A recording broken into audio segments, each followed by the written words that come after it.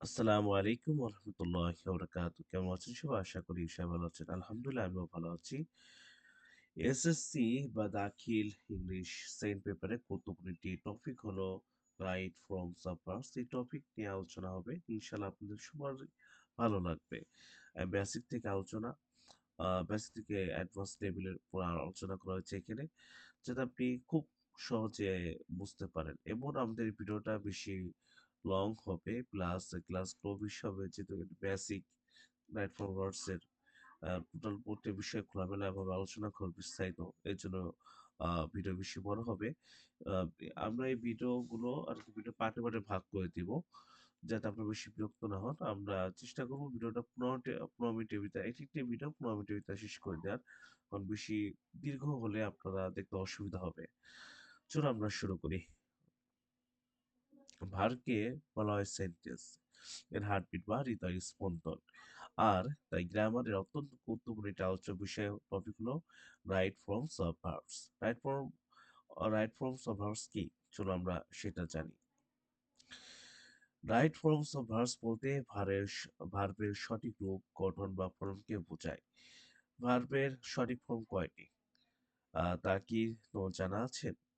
একটি ভার্বে গো বা অ্যাট দিয়ে ব্যাপারটাকে সহজ করা যেতে পারে। দেখা যাক গো এবং অ্যাট ভার্বগুলো কতগুলো ফর্ম হয়। যেমন দেখুন গো, গোস, গোয়িং, টু গো, ওয়েন্ট, গন। ৬ টা ফর্ম। আমরা যদি দেখি এটা আপনি যদি আরো চার্ট করে দিয়েছি যাতে আরো সুবিধার্থে খেয়াল করুন। ক্রম ফর্ম নেম প্লাস ভার্বের রূপ। এই যে বেস ফর্ম বলতে অ্যাট, I can add this. Present form add by this. He adds some sugar. Past form V two added বা অ্যাডেড ইওর নেম। এখানে বলতে পারেন যে ওকে বি টু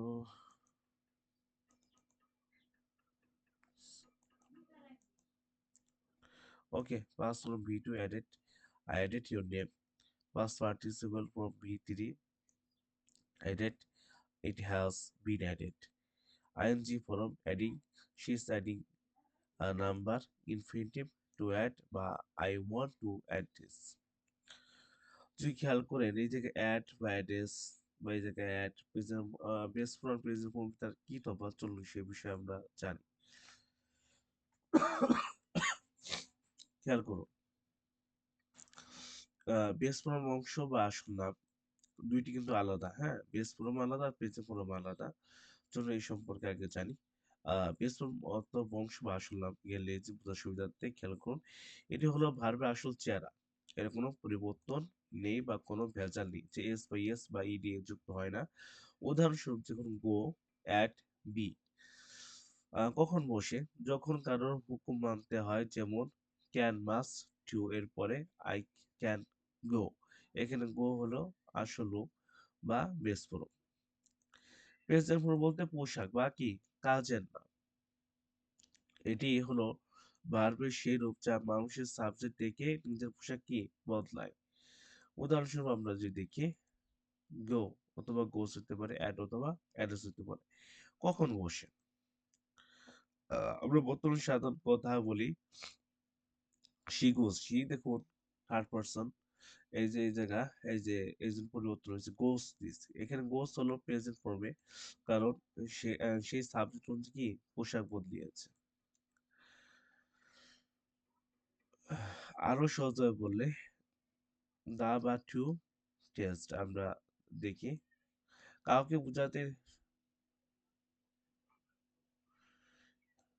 একটু কমে না যে বারবার আগে টু বসে সেটা কি বেস ফলো। আরো সহজভাবে বলি যে আগে টু বসে সেটা কি base follow. To go, to go সঠিক বেস ফলো। থ্রি গোস ভুল প্রেজেন্ট ফ্লো। ভুল এটা প্রেজেন্ট ফর্মে। আয়নার মতো পরিষ্কার উদাহরণ বিভার।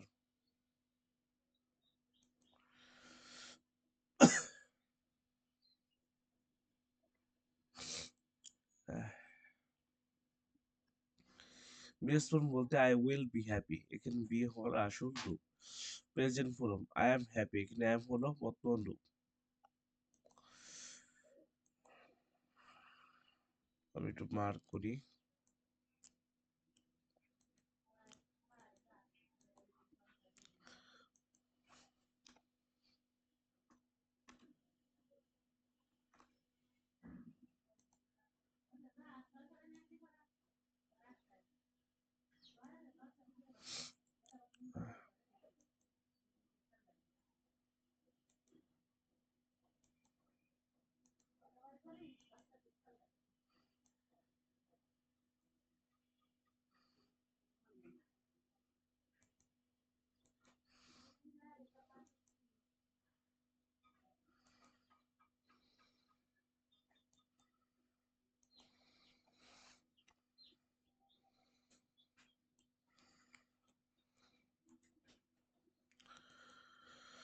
ওকে, বেস ফর্ম হলো মূল গাছ, আর প্রেজেন্ট ফর্ম হলো সেই গাছের ডালপালা যা মানুষ অনুযায়ী বাড়ে বা কমে। মূল পার্থক্যগুলো আমরা এক নজরে আমরা দেখে নিতে পারি।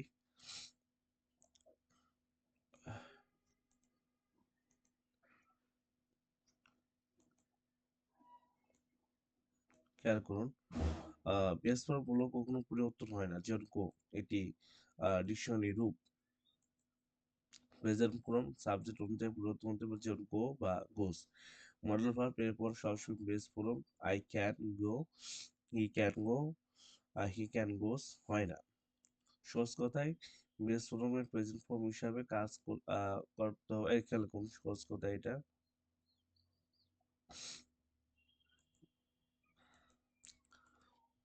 সব বেস ফর্মই প্রেজেন্ট ফর্ম হিসাবে কাজ করতে পারে, কিন্তু সব প্রেজেন্ট ফর্মই যেমন বেস ফর্ম হয় না।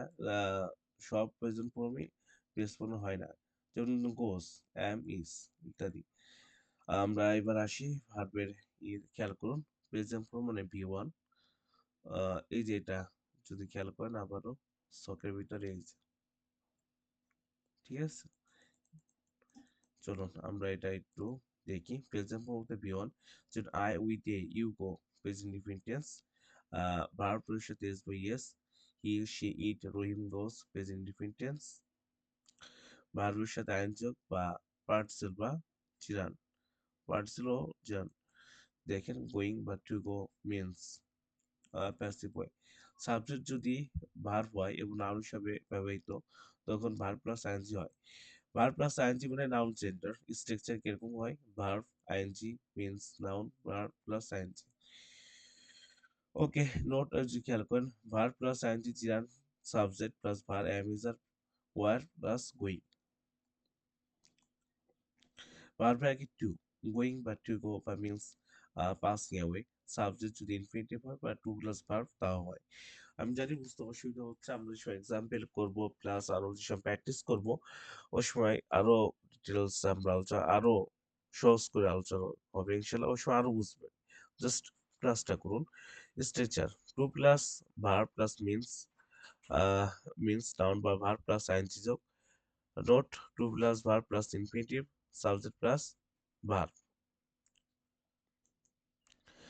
Past from V2, he went. বুঝলেন কিভাবে সাবজেক্ট আছে এ V2। Once I went to the past, past indefinite tense। Past participle কি have as that প্লাস গণ মানে V3 হবে, have as that থাকলে তাই। It is you go noun, determinant article is dress। আমরা এগুলো আপনারা দেখতে পারেন। চলুন আমরা খেয়াল করুন, তাহলে বোঝা গেল যে ভার্বের কয়টি রূপ? 6টি রূপ। ভার্বের বেস ফর্ম বা প্রেজেন্ট ফর্ম, যাকে আমরা ভিওর নামে চিনি। এখানে লিখেছি ভার্বের সাথে এস বা ইয়েস, ভার্বের সাথে আইনযোগ যা পার্টিসিপল পর্যায়ে বলা হয়। ভার্বের আগে টু প্লাস ইনফিনিটিভ বলা হয়। ভার্বের পাস্ট ফর্ম যাকে আমরা ভি টু নামে চিনি। ভার্বের পাস্ট পার্টিসিপল ফর্ম যাকে আমরা ভিথি নিয়ে নামে চিনি। মোট হলো আপনার রাইট ফর্ম 6টা জিনিস আছে। ভি ওয়ান এস বা ইয়েস, আইএনজি প্লাস ইনফিনিটিভ হবে, ভি টু হবে, ভি থ্রি। আমরা টোটাল 6টা জিনিস নিয়ে ডিটেলস আলোচনা করেছি। আগে প্রথম হচ্ছে ভি ওয়ান, তারপরে এস বা ইয়েস, তারপরে যে জিরান পার্টিসিপল, তারপরে টু ইনফিনিটিভ, পরে ভি টু, পরে লাস্টে এন্ড ফাইনালি ভি থ্রি। এভাবে ভেবে দেখো, রাইট ফর্ম অফ ভার্বস এর ক্ষেত্রে 6টি ফর্ম ছাড়া আর কি কোনো ফর্ম হয়? রাইট ফর্ম অফ ভার্বস এ আলোচনা 6টি ফর্ম অনুযায়ী আলোচনা করা হলো। আশা করি এতে সম্পূর্ণ আলোচনাটি তোমরা বুঝতে সুবিধা হবে। আমরা প্রত্যেকটা আলাদা, আলাদা আলোচনা করব যাতে আপনাদের বুঝতে সুবিধা হয়। যখন ভার্বের সাথে is বা yes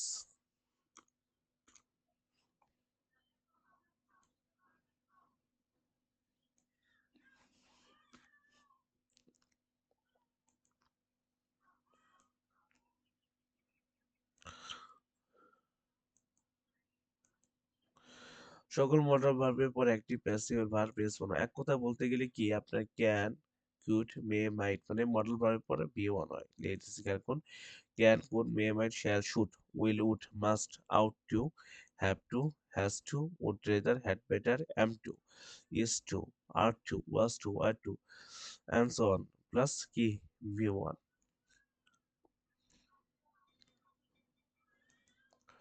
ফর এক্সাম্পল মডেল ভার্বের সঠিক রূপ ব্যবহার। সহজ কথা মনে রাখবেন, এখানে লিখেছে সাবজেক্ট যদি নিজে কাজটি করে তা হলো অ্যাক্টিভ, আর সাবজেক্টের উপরে কাজ করতে এসে পড়লে সেটা কি প্যাসিভ। আমরা এক্সাম্পল নিয়ে পড়বো ইনশাল্লাহ যাতে আপনারা বুঝতে সুবিধা হয়। যেমন খেয়াল করুন,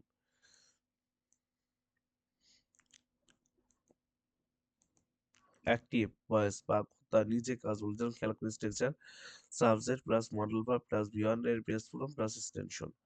চলো আমরা এক্সাম্পল গুলো পড়ি। যেমন I can solve the puzzle, আমি ধাঁধাটি সমাধান করতে পারি। খেয়াল করুন এখানে আই হলো subject, can modal verb, can কি ভার্ব, আমি স্ট্রাকচার লিখে দিয়েছি। খেয়াল করুন I subject, can modal verb, solve, এখানে আই হলো সাবজেক্ট, ক্যান হলো মডেল ভার্ব, সলভ হলো পি ওয়ান, আদারওয়াইজ হলো বাকি অংশ। তাই কি আর হবে, ক্যান ক্যানের পর তো পি ওয়ানই হবে।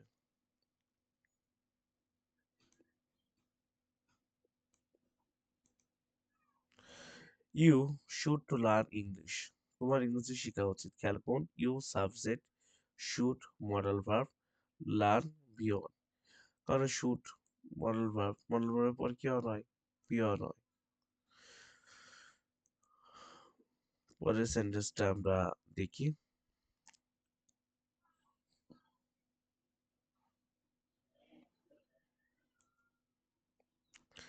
হি মাস্ট অবি দ্য রুলস, সে অবশ্যই নিয়মগুলো মেনে চলে। খেয়াল করুন he subject, must model verb, obey V one the rules. পরের খেয়াল করুন we had better start now, বরং আমরা এখনই কাজটি শুরু করা ভালো। খেয়াল করুন we subject, had better model verb, start V one. এই structure we subject, had better model verb, start কি V one. They will play football, তারা ফুটবল খেলে। দে subject, will modal verb, play কি বি ওয়ান। সহজ কথা বলতে যে will আছে, দে উইল প্লে ফুটবল, তারা ফুটবল খেলে। কারা খেলে, অনেকজন খেলে। এখানে উইল মডেল ভার্ব, এজন্য কি দেবো বিহন হবে। প্যাসিভ ভয়েসের কাজটি কখন সাবজেক্ট উপরে এসে পড়ে। খেয়াল করুন যদি এরকম স্ট্রাকচার হয় subject plus modal verb plus be plus V three past participle.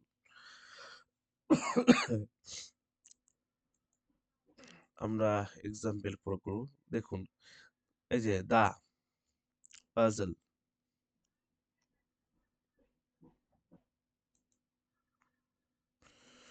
The puzzle এটুকু সাবজেক্ট, ক্যান বি, ক্যান অত modal verb, can modal verb, আর বি কথাটা থাকে ক্যানের পর মডেল ভার্বে যে বি কথাটা থাকে তাহলে কি হবে পুরো সেন্টেন্স পড়ি। দেখুন দা পাজল ক্যান বি সলভড, ধাঁধাটি সমাধান করা যেতে পারে, এলো সেন্টেন্সটা।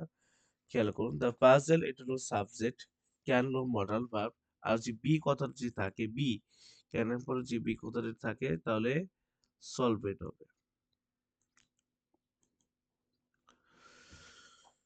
ওকে, পরে আমরা দেখি ইংলিশ শুড বি লার্নেড, ইংরেজি শেখা উচিত।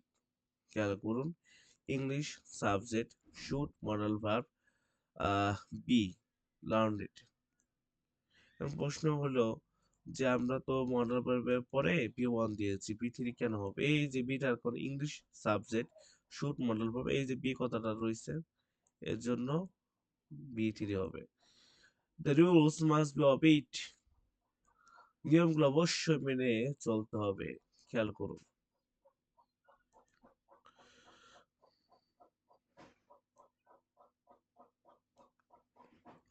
The rules subject must modal verb এবং বি কথাটা থাকার কারণে অবিড হবে, বি3 হবে। আমরা জানি মডাল ভার্ব থাকলে বি1 অ্যাক্টিভে, আর এটার প্যাসিভ, নিয়মগুলো অবশ্যই মাস্ট বি, বি কথা যে উল্লেখ থাকে তাহলে কি হবে?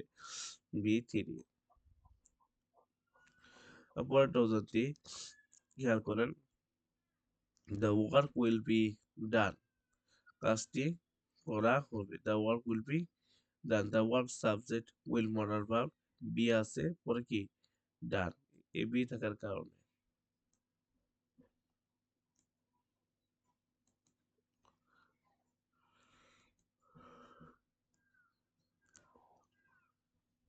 আর আমরা আরো দেখি, the flowers might be plucked, ফুলগুলো তোলা হতে পারে। The flowers subject, might modal verb, be কথাটা থাকার কারণে প্লুকেট, বি3 হবে। আশা করি বুঝতে পেরেছেন। সহজ টিপ আমরা এখানে দিয়েছি।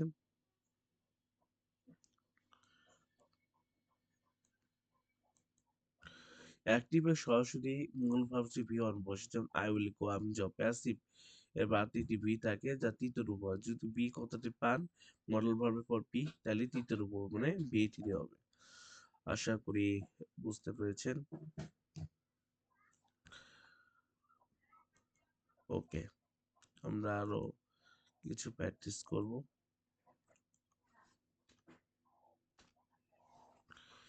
ক্যান, ক্যান অর্থ হলো পারা বা সক্ষম হওয়া। খেয়াল করুন, they can complete the work, তারা কাজটি শেষ করতে পারে। They can complete the work, তারা কাজটি শেষ করতে পারে। আপনি যে খেয়াল করেন, they subject can modal verb complete the work, the subject can modal verb বি1 হয়েছে। পরের সেন্টেন্স দিয়ে খেয়াল করুন, the work can be completed, এই ক্যান এর পরে বি আছে, এর জন্য বি3 হবে। Completed, the work can be completed, sorry the work can be completed, কাজটি শেষ করা যেতে পারে, এর জন্য কি হবে? বি3। সহজ, বুঝুন। পরে কুড, কুড অর্থ পারা, পারতো বা কি সম্ভাবনা ছিল এমন বোঝায়। যদি হয় এই সেন্টেন্সে খেয়াল করুন,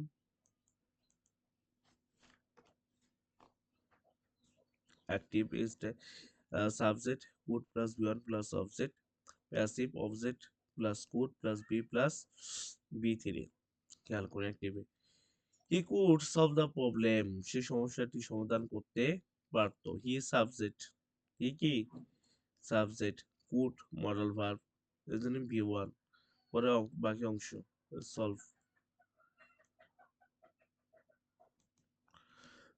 প্যাসিভে খেয়াল করুন, the problem could be solved, the problem সমস্যাটি সমাধান করা যেত,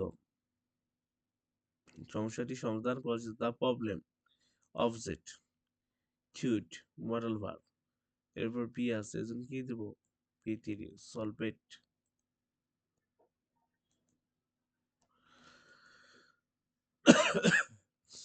আমরা পরের উদাহরণ, যে মেয়ে, মেয়ে অর্থ হলো পারা বা অনুমতি।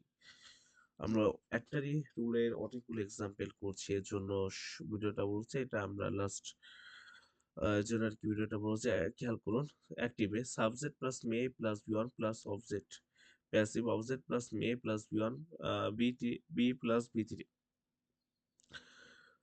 খেয়াল করুন, they may close the shop, তার দোকানটি বন্ধ করতে পারে।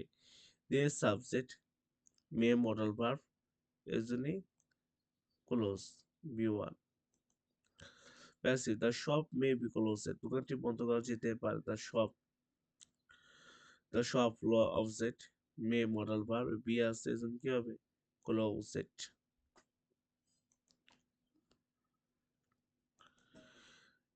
মাইটি হলো সম্ভাবনা কম বা হতে পারে। একই উদাহরণ, সেম রেজাল্ট। এইভাবে আমরা একই উদাহরণ দিয়েছি, সেম টু সেম, যাতে আপনার কোনো অসুবিধা না হয়।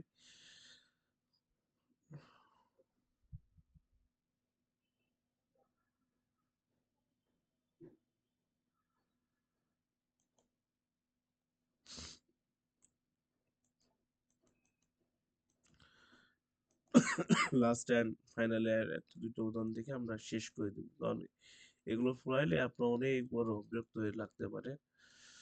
সারসংক্ষেপ যদি আসি, দেখুন মেমোরি টেকনিক। অ্যাক্টিভ থাকলে বি1, প্যাসিভ থাকলে বি প্লাস বি3, উড থাকলে হ্যাভ প্লাস বি3। উড গুলো দেখাই দিই,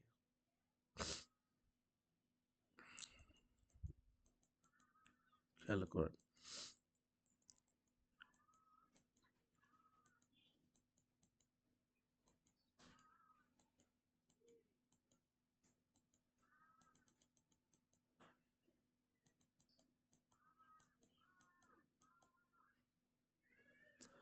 উড পাইছি। উড বলতে আমি চাই বা বেশি পছন্দ করি। স্ট্রাকচার দুইটা আপনারা হচ্ছে খেয়াল করেন। অ্যাক্টিভ একটা passive, subject plus would plus V one, V one plus object. এটা হলো passive, subject plus would plus have plus object plus বি3। খেয়াল করেন। আই উড রেদার টিং কি, এই যে উড রেদার পরে উড রেদার আছে, সাবজেক্ট উড রেদার আছে, এই জন্য কি হবে, বি1 হবে। দিলেন, এই যে আই উড রেদার হবে। নোট, প্যাসিভ হলে বি3, হ্যাভ প্লাস বি3।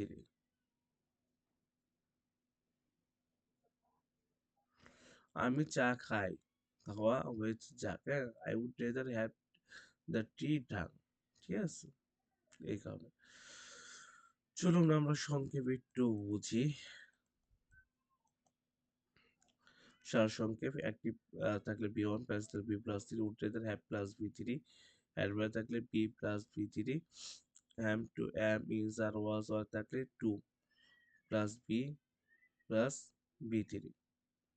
এরা বললেন এম টু ইজ টু, উদাহরণ কি, এর জন্য খেয়াল করেন।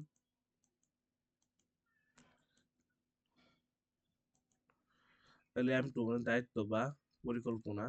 Active, subject plus am to plus one plus object, object plus is were plus to plus বি3। Active, I am to complete the report, আমি রিপোর্টটি শেষ করতে পারি, শেষ করতে হবে।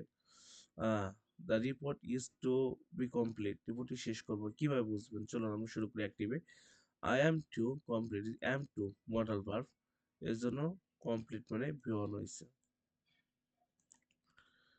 অবজেক্টের সাবজেক্ট, মনে দ্য রিপোর্ট ইজ টু, এরপরে আছে কি বি, এই বি কথাটা আছে, এর জন্য কি হবে, কমপ্লিটেড। তো আজকে এই পর্যন্ত কি আমরা দেখলাম, কোনো সোজা আর কি, আপনি প্র্যাকটিস ইউজ করে দিয়েছি। এরপরে আমরা রুট টু থেকে শুরু করবো নেক্সট ক্লাস। আজকে পর্যন্ত সবাই ভালো থাকবেন। আসসালামু আলাইকুম ওয়া রাহমাতুল্লাহি ওয়া বারাকাতুহু।